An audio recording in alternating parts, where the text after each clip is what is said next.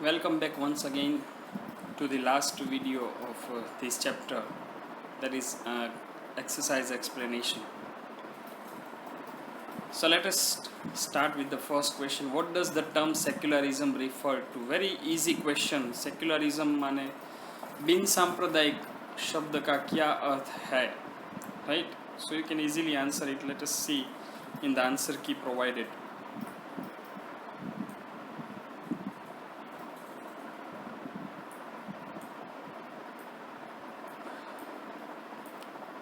The term secularism refers to a system of social and political organization where no religion is given special treatment.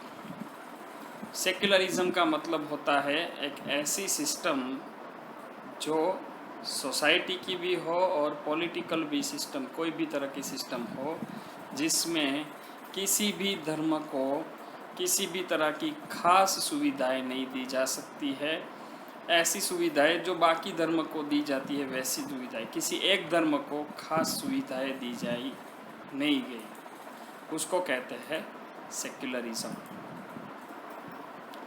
Second is does India have an official religion. तो पहले question में से ही answer मिलता है कि लोकशाही देश है और सेक्युलर कंट्री है, इसीलिए क्या भारत को कोई ऑफिशियल रिलीजियन है? नहीं, India does not have an official religion. Clear? Next is mention the fundamental rights which protects the citizens' right to practice their religion. ऐसे फंडामेंटल राइट हमें बताना है जिसमें हर एक नागरिक को अपना धर्म प्रैक्टिस करने की आज़ादी है। तो वो कौन सा राइट है? Freedom of religion expression. उसका नाम क्या है? वो राइट का नाम क्या है? The fundamental right that protect citizen right to practice their religion is the right to freedom of religion. ठीक है, किसी भी तरह का धर्म को अपना सकता है वैसा अधिकार संविधान ने दिया है। Fourth is name the fundamental right that enables the conservation of script, language and culture. ऐसे संवैधानिक अधिकार का नाम देना है जिसमें स्क्रिप्ट, लैंग्वेज एंड कल्चर, संस्कृति, भाषा और हमारे पुराण, उस सब का हम कंजर्व कर सके, हम उसको बचा सके, वैसा कौन सा अधिकार हमें दिया है संविधान ने? तो उसमें दिया है right is cultural and educational right. शैक्षणिक एंड सांस्कृतिक अधिकार जो हमें दिया है वो हम हमारा कहीं से भी हम एजुकेशन ले सकते हैं और हम हमारे संस्कृतियों को भी मान सकते हैं। Last question in the brief is which amendment act of the Indian constitution introduce the fundamental duties. Bharat के संविधान में कौन सा ये अमेंडमेंट एक्ट है? जैसा हमने डिस्कस किया था कि टाइम पे जब ज़रूर पड़ने पर संविधान पे सुधार किया गया है तो वो सुधार को नाम दिया जाता है। तो कौन से सुधार में, अमेंडमेंट एक्ट में फंडामेंटल ड्यूटीज़ 10 फंडामेंटल ड्यूटीज़ एक बार और दूसरी बार सुधार करने पर एक फंडामेंटल माने 11 फंडामेंटल ड्यूटीज़ जो है वो इंट्रोड्यूस की गई थी? तो उसका आंसर है 42nd अमेंडमेंट एक्ट 1976। उसमें फंडामेंटल ड्यूटीज़ को इंट्रोड्यूस किया गया था। Clear? Next is detailed question answers. Discuss the secular vision set fourth in the Indian constitution. भारतीय संविधान में सेक्युलर विजन जो सेट किया गया है वो हमें डिस्कस करना है। बिन सांप्रदायिकवाद जो है वो हमें डिस्कस करना है। no religion has been accorded the status of state religion in India, indicating that the Indian state is not controlled by any one particular religious group, nor does India have an official state religion. हमारा secular vision जो है constitution में वो क्या है कि कोई भी धर्म को भारत में religion official religion that is state religion के नाम पे कोई भी धर्म को स्थापित नहीं किया गया है। वो ये दर्शाता है कि भारत देश जो है वो किसी पर्टिकुलर धर्म से नहीं चलता है या फिर धार्मिक ग्रुप से नहीं चलता है, और भारत का कोई ऑफिशियल रिलीजियन भी नहीं है। ये संविधान का पहला एक एस्पेक्ट है। दूसरा, government can not compel any person to pay tax for the promotion और maintenance of any particular religion और रिलीजियस इंस्टीट्यूशन।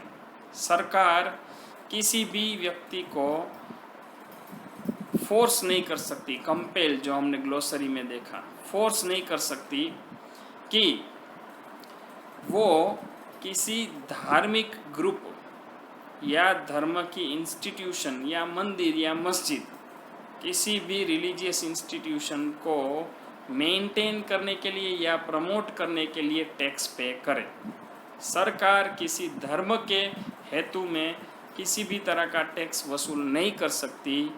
सरकार हमेशा देश के विकास के कामों में ही टैक्स वसूल कर सकती है। The Indian state protects the interest of the minorities by making certain exceptions for the minority communities in the implementation of laws. कानून बनाते वक्त, कानून को ध्यान में रखते, कानून को इम्प्लीमेंट करते वक्त सरकार ये ध्यान में रखती है कि माइनॉरिटीज़ के हितों की रक्षा हो, क्योंकि माइनॉरिटीज़ को आए दिन कभी कभी भेदभाव का सामना भी करना पड़ता है, तकलीफ़ों से जूझना पड़ता है। तो कुछ एक्सेप्शंस रख के भारत के कायदे कानून में सरकार ने ये सुविधा दी है। तो ये दर्शाता है कि सेक्युलर विजन है हमारे कॉन्स्टिट्यूशन का। Thus, the Indian secular state works in various ways to prevent religious prejudice or discrimination. धार्मिक तौर पे कोई भी तरह का पूर्वग्रह नहीं होगा, कोई फॉल्स बिलीफ नहीं होगी और भेदभाव भी नहीं होगा। The Indian Constitution, through the preamble, fundamental rights and directive principles, भारतीय संविधान जो है वो अपने प्रीएम्बल के थ्रू, फंडामेंटल राइट्स के थ्रू एंड डायरेक्टिव प्रिंसिपल्स के थ्रू एस्टैब्लिश किया है सेक्युलर स्टेट, माने एक बिन सांप्रदायिक राष्ट्र स्थापित किया है जो सबके साथ समानता से व्यवहार करेगा और भेदभाव भी नहीं करेगा। ये दोनों के सिद्धांत पे कायम है। तो ये था हमारा फर्स्ट क्वेश्चन का आंसर, जिसमें लिखा है, जो क्वेश्चन है कि इंडियन कॉन्स्टिट्यूशन का सेक्युलर विजन क्या है, right. Okay, second question, explain the need to separate religion from state. State में से, स्टेट या सरकार में से धर्म को अलग करने की ज़रूरत क्यों होती है वो हमें समझानी। There are two reasons for separating religion from the state. Religion को स्टेट में से अलग करने के दो कारण हो सकते हैं। First is enabling the country to function democratically.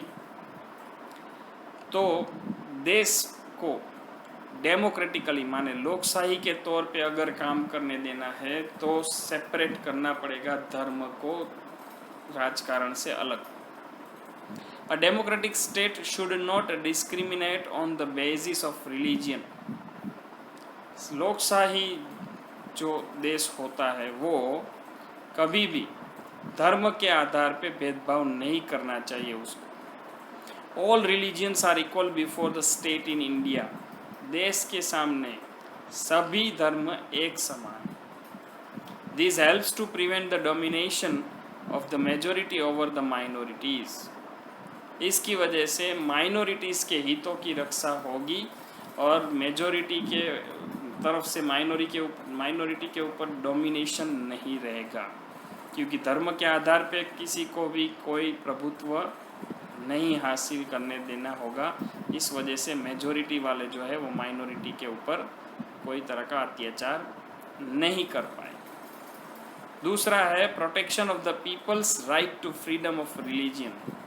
लोगों के किसी भी धर्म को अपनाने वाले अधिकार की रक्षा करना। Under the right to freedom of religion every Indian citizen can freely follow his और her conscience with regard to religious belief.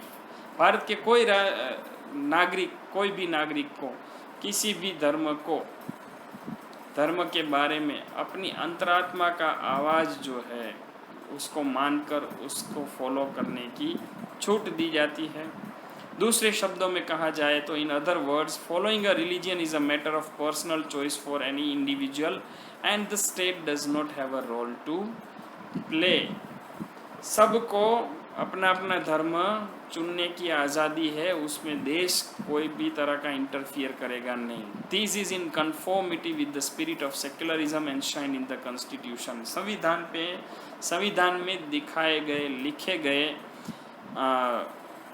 Holi पवित्रता से स्थापित किए गए बिन सांप्रदायिकवाद की भावना को साथ में लेकर ये सिद्धांत बनाया गया है। सो ये दो कारण की वजह से रिलीजियन को स्टेट से अलग करना जरूरी। Third question, explain the right to freedom of religion. आप किसी भी धर्म का पालन कर सकते हो, उसका अधिकार क्या है वो हमें समझाना है। काफ़ी इजी है। आर्टिकल 25 to 28 में गारंटी दिया गया है कि आप किसी भी धर्म का पालन कर सकते हैं, according to which all religions are equal before the law. उसके मुताबिक सारे धर्म कायदे कानून के सामने एक समान है। It states that every person has the right to profess माने अंगीकार करना, प्रैक्टिस माने धर्म को प्रैक्टिस करना, एंड प्रोपोगेट माने धर्म को फैलावा करना, प्रैक्टिस माने मानना। तो किसी भी धर्म को अपनाना, मानना और फैलाना ये अधिकार दिया गया है संविधान। दूसरा है every religious community has the right to establish institutions for religious and charitable purposes and to manage its affairs. हर एक धार्मिक कम्युनिटी को अधिकार दिया गया है कि संस्थाएं स्थापित करना, ठीक है, उनके धार्मिक या फिर चैरिटेबल पर्पस के लिए और उसके कामों को अंजाम देना। वो हर एक रिलीजियस कम्युनिटी को ऐसा अधिकार दिया गया। तीसरा है no citizen can be denied admission in any educational institutions managed और aided by the state on the basis of religion, caste और रेस। किसी भी नागरिक को जाति, धर्म या उसके रेस माने उसके कुल के आधार पे किसी भी ऐसी संस्था पे एडमिशन देने के लिए मना नहीं कर सकते जिस संस्था को पैसे मिल रहा हो गवर्नमेंट से, माने उसका मैनेजमेंट गवर्नमेंट से हो, वैसी संस्था में, या गवर्नमेंट से अनुदानित हो माने दान मिलता हो, वैसी संस्था में किसी को भी एडमिशन के लिए मना नहीं कर सकते। The constitution prohibits the imparting of religious instructions in schools run by the state और receives aid from the state. सरकारी स्कूल या सरकार से अनुदान प्राप्त करने वाली स्कूल में धर्म को लेकर किसी भी तरह का इंफॉर्मेशन नहीं दिया जा सकता है, वो भी कॉन्स्टिट्यूशन ने मना किया है। Clear? Next question, human rights की definition and how has the universal declaration of human rights influence the making of the Indian constitution. हमें ह्यूमन राइट्स की डेफिनेशन भी बतानी है और भारतीय संविधान में human rights, universal declaration of human rights माने यूनाइटेड नेशंस ने जो ह्यूमन राइट्स को डिक्लेयर किए हैं, उसमें उसका भारत के संविधान के बनाने में उसका क्या योगदान है, चर्चा करनी है। Human rights are built upon the belief that every human being must have some basic rights to lead a dignified life and live up to his or her potential to the best possible extent. Human rights, मानवाधिकार जो है वो किस आधार पे बने हुए होते हैं? एक ऐसी मान्यता के आधार पे बने हुए होते हैं कि हर एक इंसान को कुछ मूलभूत अधिकार मिला होना चाहिए या मिलना चाहिए, जिसकी वजह से वो एक रिस्पेक्टफुल लाइफ जी सके और अपने लेवल के आधार पे वो अपनी लाइफ जी सके। The United Nations general assembly, वो जो 10 दिसंबर 1948 में पैलेस डी चैलेट में हुई थी, पेरिस देश में, उन्होंने एक डेक्लेरेशन अडॉप्ट किया था, the universal declaration of human rights, UDHR उसका एक्रोनिम है। उस डेक्लेरेशन में क्या था? The declaration arose directly from the experience of the second world war. दूसरे विश्व युद्ध में जो कुछ भी उन्होंने अनुभव किया गया था, उस अनुभव के आधार पर यह डिक्लेरेशन हुआ था, and represent the first global expression of rights to which all human beings are inherently entitled to. और उसमें अधिकार, मानवाधिकार की बात हुई कि दूसरे वर्ल्ड वॉर में मानवाधिकार का काफ़ी हनन हुआ था, तो उस आधार पे अब पूरी दुनिया अपने नागरिकों को कैसे ट्रीट करेगी, वो ये डिक्लेरेशन में लिखा गया था। It consist of 30 articles which have been elaborated in subsequent international treaties, regional human rights instruments, national constitutions and laws. इसमें 30 आर्टिकल्स है इस डिक्लेरेशन में, जिसमें इंटरनेशनल ट्रीटीज़ माने कुछ संधि हुई हो वो भी है, रीजनल ह्यूमन राइट्स इंस्ट्रूमेंट्स माने प्रादेशिक मानवाधिकार के लिए भी है, एंड नेशनल कॉन्स्टिट्यूशंस और कुछ कायदे कानून का भी उसमें इंक्लूजन किया गया है। The Indian constitution is also influenced by universal declaration of human rights adopted by the United Nations. उससे प्रभावित होकर हमारा भारतीय संविधान भी बना हुआ है UDHR से, and the fundamental rights draw directly from the UDHR में से काफ़ी ऐसे अधिकार है जो हमारे फंडामेंटल राइट्स में इंक्लूड किए गए हैं। These rights can be enjoyed by every citizen of India, जो भारत के सारे नागरिकों के द्वारा एंजॉय किया जाता है। और अंतिम प्रश्न ये है कि what are the fundamental duties of the citizen of India. 5 कोई भी कही गई है, लेकिन यहाँ पे पूरी 11 बताई गई है, वो हम डिस्कस करेंगे। To abide by the constitution and respect the national flag and the national anthem, राष्ट्रगान, राष्ट्रीय ध्वज और संविधान को फॉलो भी करना है, रिस्पेक्ट भी करना है। To cherish and follow the noble ideals which inspired our national struggle for freedom. भारतीय आज़ादी के जो फ्रीडम स्ट्रगल जो है, उसको ना सिर्फ हमें फॉलो करना है उसके आदर्शों को, बट हमें रिमेंबर भी करना है, रिकॉल भी करना है, ताकि वो हमारे दिलो दिमाग में ताज़ा रहे। To uphold and protect the sovereignty, unity and integrity of India. Bharat की सुप्रीमसी, भारत की एकता, भारत का सार्वभौमत्व हमें ना सिर्फ रक्षा करना है पर रखना भी है। To defend the country and render national service when called upon to do so. जब भी देश सेवा में अगर हमें योगदान करने के लिए हमारी ज़रूरत पड़े तो हमें रेडी रहना है, तैयार रहना है और हमारी देश की रक्षा भी करनी है किसी ना किसी भी फॉर्म में। कभी कभी बातों में ऐसा होता है कि हम कैसे बॉर्डर पे जाके देश की रक्षा करें, बट किसी को घूस देना या किसी के पास से किसी को नहीं देना या किसी के पास से नहीं लेना, ये भी एक बहुत बड़ी देश की सेवा है। देश के नियमों का पालन करना, ये भी देश की सेवा है। कुछ नीडी सिटीजन्स को हेल्प करना, वो भी देश की सेवा है।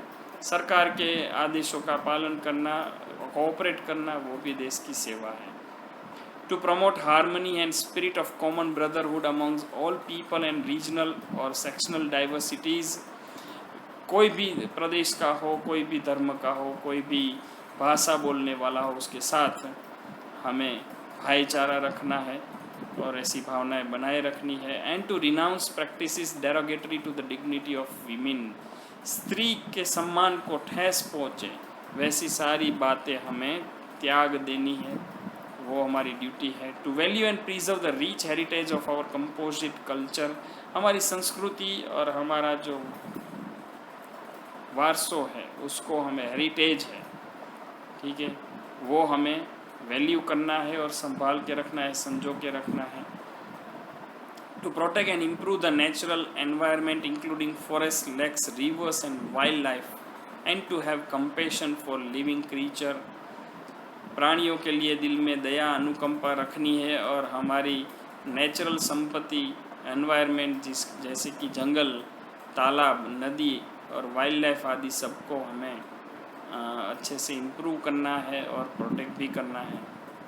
To develop the scientific temper, humanism and the spirit of inquiry and reform, किसी को मदद करना, इंसानियत रखना, ये सारी बातें भी हमें ध्यान में रखनी है। To safeguard public property and to abjure violence, हमें सरकार की प्रॉपर्टी, पब्लिक प्रॉपर्टी को संभाल के रखना है और हिंसा स्टॉप करनी है, नहीं करनी है हिंसा हमें। To strive towards excellence in all spheres of individual and collective activity so that the nation constantly rises to the higher levels of endeavour and achievement, हमें हमारे व्यक्तिगत और सामूहिक प्रयत्न ऐसे करने हैं जिससे हमें श्रेष्ठता प्राप्त हो और ऐसी श्रेष्ठता प्राप्त करके हम हमारे देश को आगे बढ़ने में मदद कर सकें, हम कुछ नई ऊंचाई प्राप्त कर सकें। और लास्ट पॉइंट है कि to provide opportunities for education by the parent और द गार्डियन टू हीज और हर चाइल्ड और ward between the age of 6 and 14 years, किसी भी पेरेंट्स की ये एक जिम्मेदारी है, ड्यूटी है कि वो अपने 6 से 14 साल के बेटे या बेटी को एजुकेशन की अपॉर्चुनिटी पूरी तरह से प्राप्त हो, वो देखे, वो अश्योर करे। So friends, this was the answer of the last question of this exercise part. I hope you went through the explanation and the exercise part.